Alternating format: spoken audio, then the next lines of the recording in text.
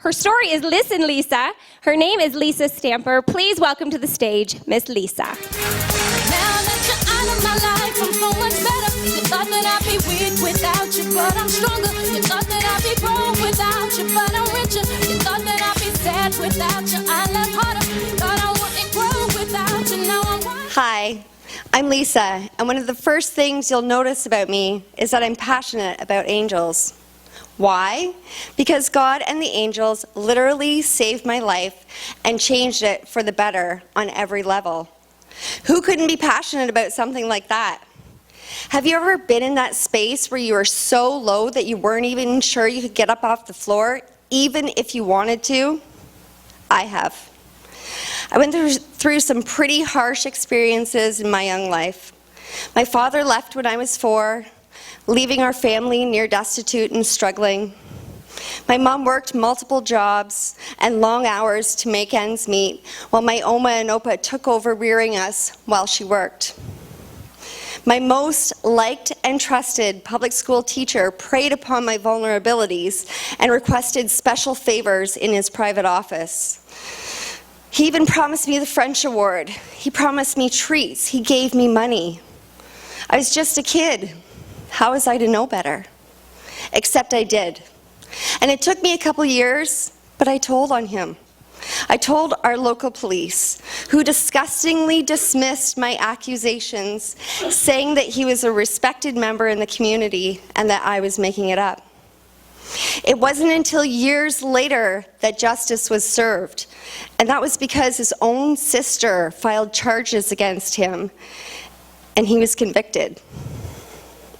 I had been through incredibly painful losses by the tender age of 20. More than 30 significant people in my life had died. My precious Oma, who I thought of as my second mother, left this world in my teens. One of my first remembered encounters with my intuitive abilities happened during this time. You know, those gut feelings that you get, or some think of it as like a sixth sense or an innate inner knowing. Well, my family and I were driving to my aunt's house for Christmas dinner when, out of the blue, I said, most couples who've been married for a long time die within 2 years of each other.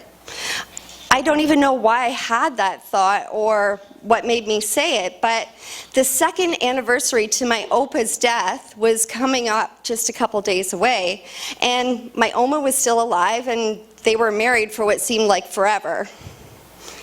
We were hardly in the door at my aunt's house when I felt an incredibly strong urge to see my Oma. I insisted that we go immediately, which we did. She was at a retirement home a town away. Thank God that we went. We got there and she was acting strange. My mom asked for an ambulance, and my Oma passed later that evening. Premonition, anyone? Then my first love of my life died tragically in a car accident. My best friend at that time was also in the accident, told me what happened, but then I kept on having this dream over and over that he was all alone in a field. It would come to me over and over so much that I actually told my loved ones. And years later, it was revealed to me that the others in the accident had left him alone in a field to get help. My dream was right. My friend had lied to me about what had happened. I've witnessed unbearably tragic illnesses consume the lives of 3 of my young cousins, leaving their loved ones heartbroken. I've had my share of tumultuous relationships. I have been physically, mentally, emotionally, and sexually abused. I began first using pot, recreationally, then it turned to daily.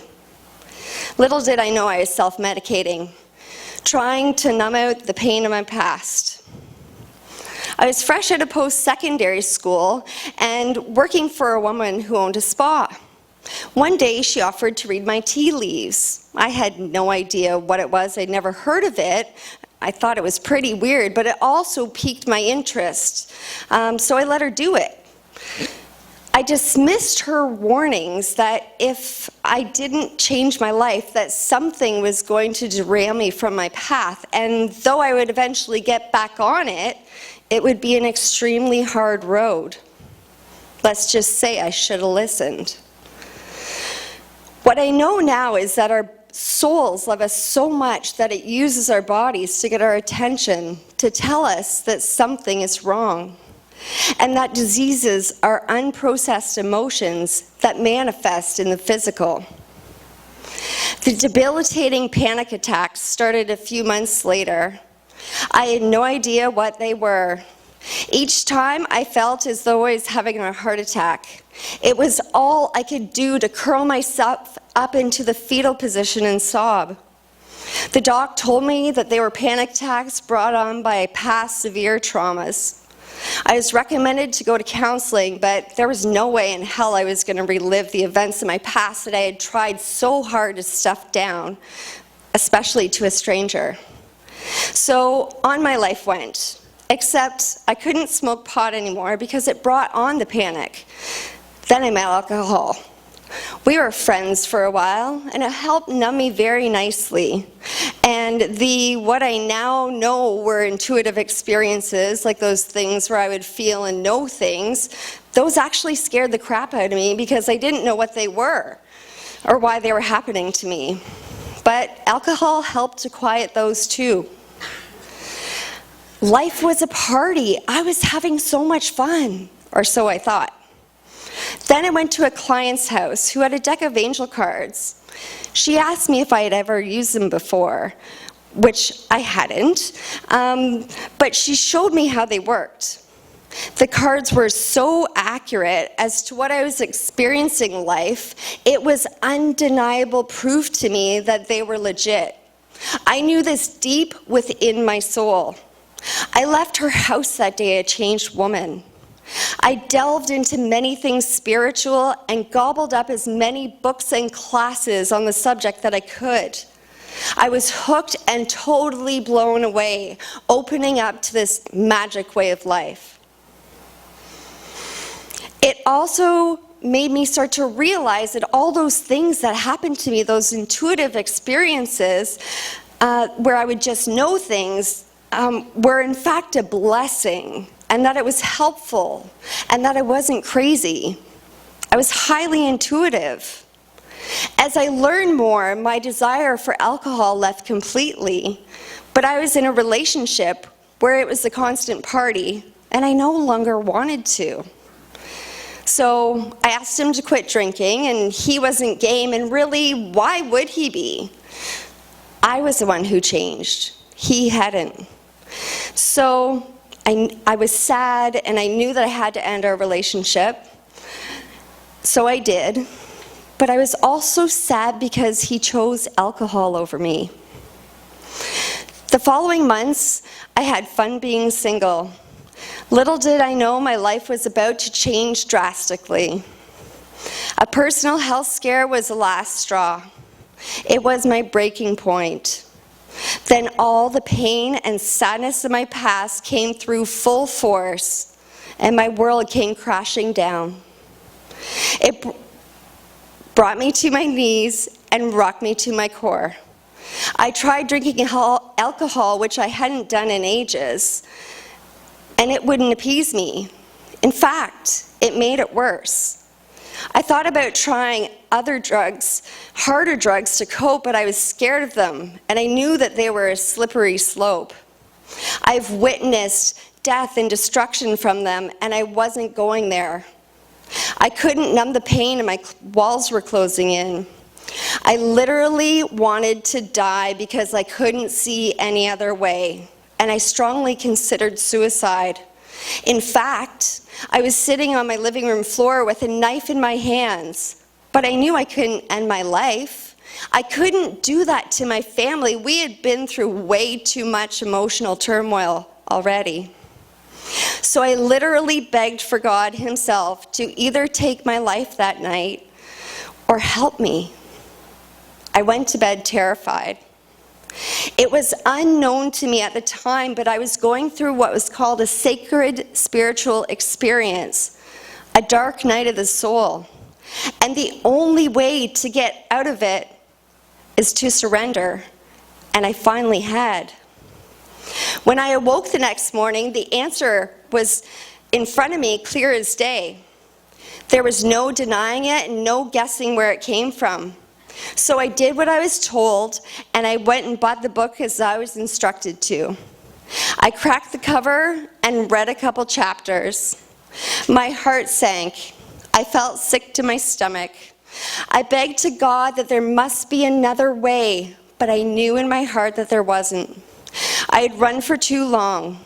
I had to face the music of the pain of my past, and so I did. And it started a path of detoxification, healing, and spiritual awakening. I delved into the layers of grief and pain and heartache, and I felt it all, sober. It was the hardest thing I've ever done. It was my only choice, and it wasn't a quick fix. It took hard work, vulnerability, transparency, and authenticity, but I had support from my angelic team every step of the way. In my darkest days, the angels were there to help me find my way. They love us, and this love is unconditional, and it's something that we all long for deep down. It's there for all of us, like it was for me. I've devoted my life to being their messenger in the world. I'm a proud servant of God and take great joy in helping people remember who they are, a being created from the very spark of the divine. I've learned that God and the angels truly can and want to help us with everything and anything. We just need to ask for the help, listen to the guidance they provide us, and then act on it. If you do, it's a sure bet your life will unfold in the most amazing ways. I'm living proof. If you'd like to know more, feel free to come chat with me after the show. Thank you all for coming. Thank you to my family, my friends, my husband, for walking with me, believing me, supporting me, and loving me wholeheartedly.